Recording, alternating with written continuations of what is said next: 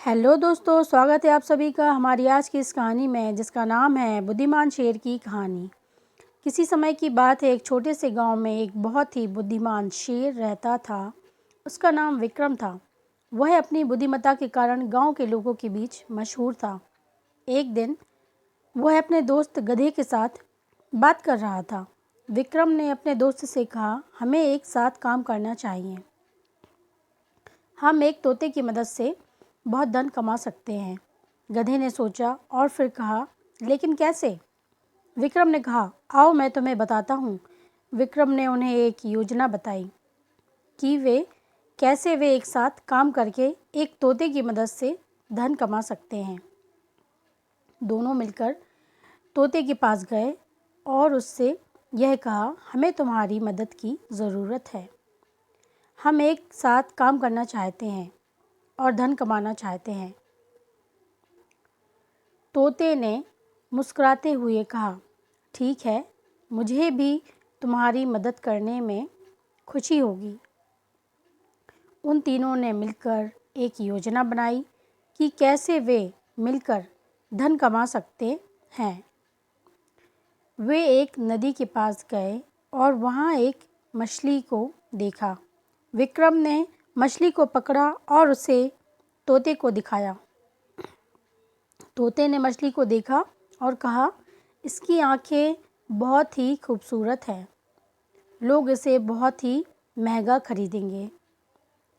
विक्रम ने गधे से कहा, तुम इसे बाज़ार में ले जाओ और अच्छी कीमत में इस मछली को बेच दो। गधे ने मछली को उठाकर बाज़ार ले जाने के लिए तैयारी की। वह बाज़ार में गया और मछली को बेचने की कोशिश की, लेकिन बाज़ार में कोई भी उसे इतनी अच्छी कीमत में नहीं खरीदना चाहता था। गधे ने वापस आकर तोते को बताया कि कोई भी मछली नहीं खरीद रहा है।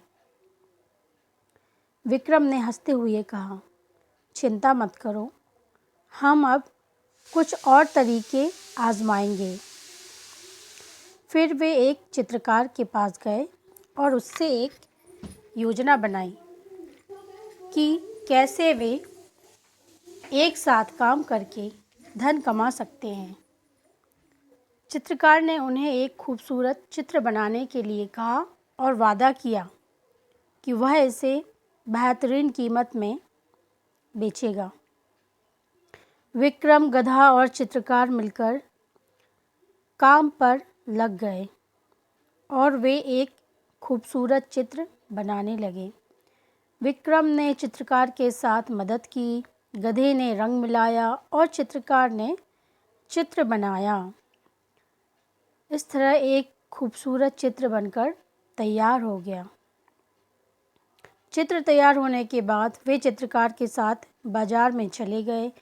चित्रकार ने चित्र को दिखाया और उसे बेचने के लिए कहा। चित्र बहुत ही खूबसूरत था और लोगों ने इसे बहुत पसंद किया एवं अच्छी कीमत में खरीद लिया।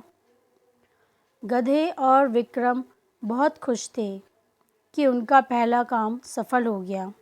वे चित्रकार के साथ धन का हिस्सा बांटने के बाद खुशी खुशी घर लौटे।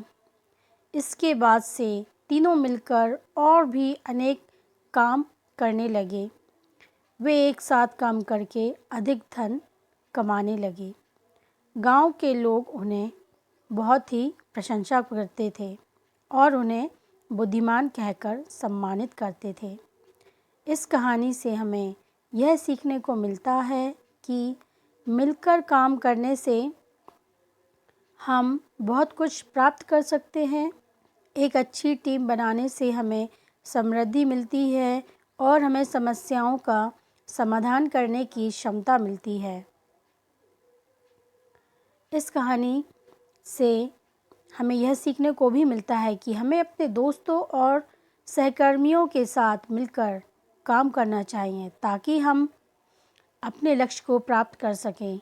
बुद्धिमानता और समर्पण के साथ हम किसी भी समस्याओं का सामना कर सकते हैं और सफलता प्राप्त कर सकते हैं। धन्यवाद दोस्तों। कहानी पसंद आई हो तो अपने बहुमूल्य कमेंट ज़रूर साझा कीजिएगा। थैंक्स।